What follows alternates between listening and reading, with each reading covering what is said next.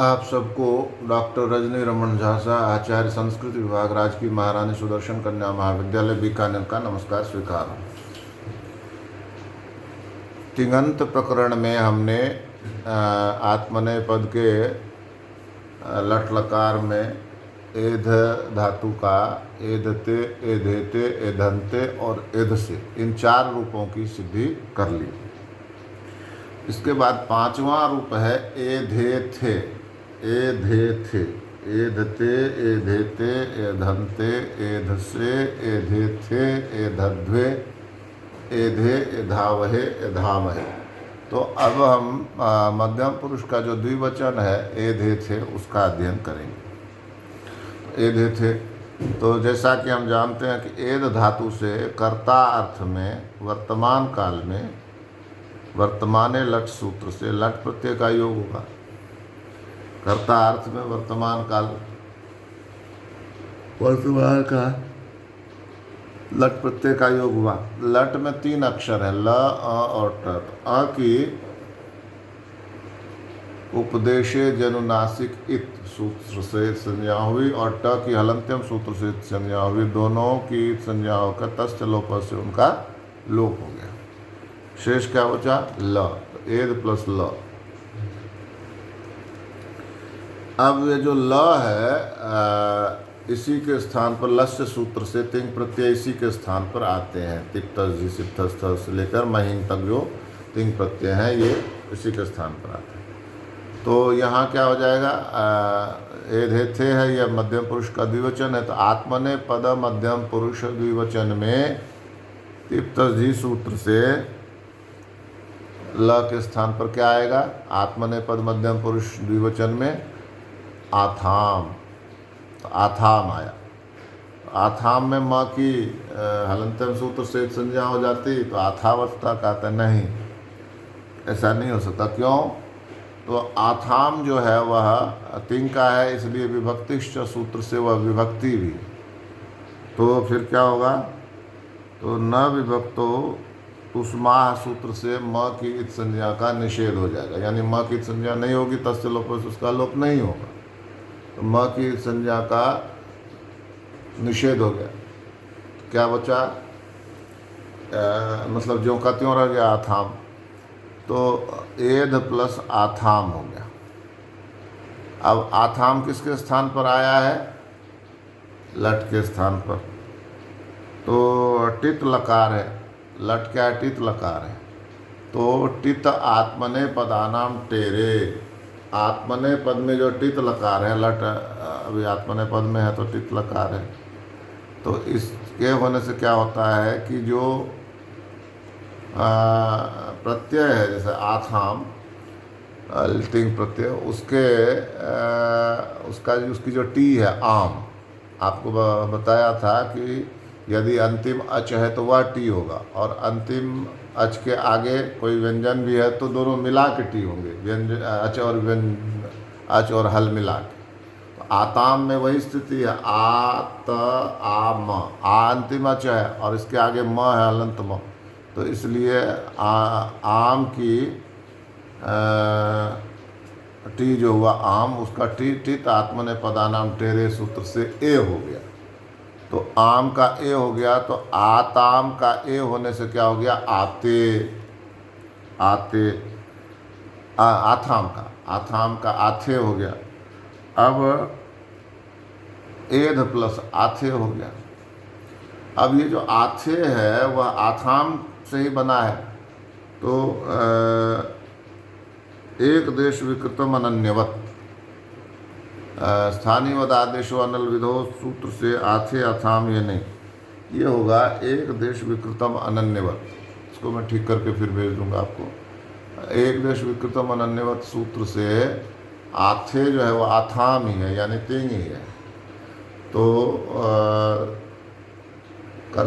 तिंगशित सार्वधातुकम सूत्र से आथे की सार्वधातु संज्ञा होगी और इसके परे रहते एद धातु से परे कर्तरी शब्द से शप का आगम होगा। तो शप में कितने अक्षर हैं? श और प। श की तो हो जाएगी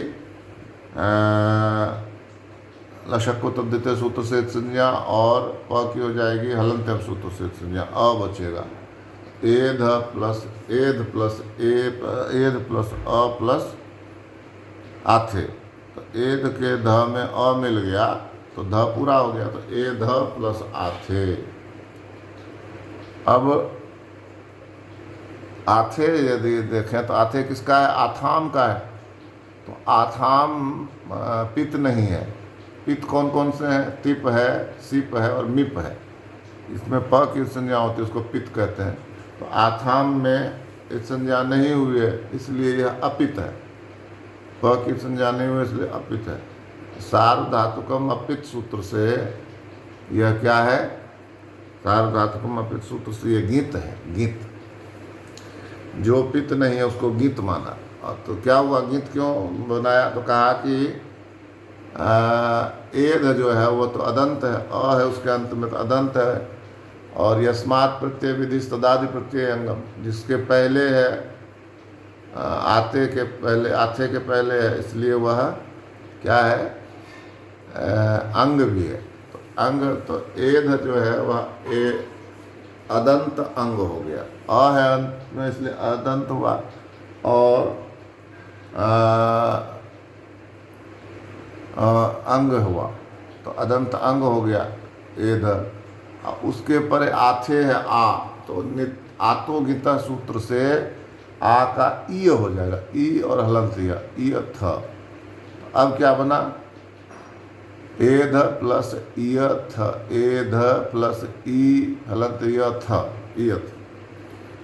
अब एद के अंत में अ है, आप ध्यान करिए। वो जो क्या कहते हैं, कर्तरी शब्द का अ है वही है। तो एद के अंत में अ है और उसके परे क्या है? ई है। तो अ और ई मिलके आदगुणा सूत्र से गुण एक आदेश बना लेते हैं। ए, अ का उच्चारण स्थान कंठ और ई का उच्चारण स्थान तालु। तो कंठ तालु कौन है? ए है। तो ये हो गया गुण एक आदेश ए। अब क्या बना? एद प्लस एद ए यथ, एद ए हलंत ध हुआ और उसका जो अ है वह किस में मिल गया? ए में। और इयथ का ई भी मिल गया ए में। एध ए यथ, तो एधे यथ, एधे ध में ए मिल गया एधे और हलंत य अथ, एधे यथ। अब यहाँ कहते हैं कि य और व से आगे, य और व से आगे यदि वल होता है, वल है वरट के व से लेकर हल के ल तक, यानी कि य छोड़कर सारे वर्ण आ जाते हैं। तो य के परे थ है तो लोपो व्योर्बली सूत्र से य का लोप हो जाएगा। य का लोप हो गया तो अब क्या हुआ? एधे थ, य का तो लोप ही हो गया, एधे थ इति सिद्धम। तो इस तरह से हमने ये देखा कि यह एधेते रूप की सिद्धि हुई। इसको फिर से देखते हैं एक बार। एधेथे है एध धातु के मध्यम पुरुष का द्विवचन। किसमें?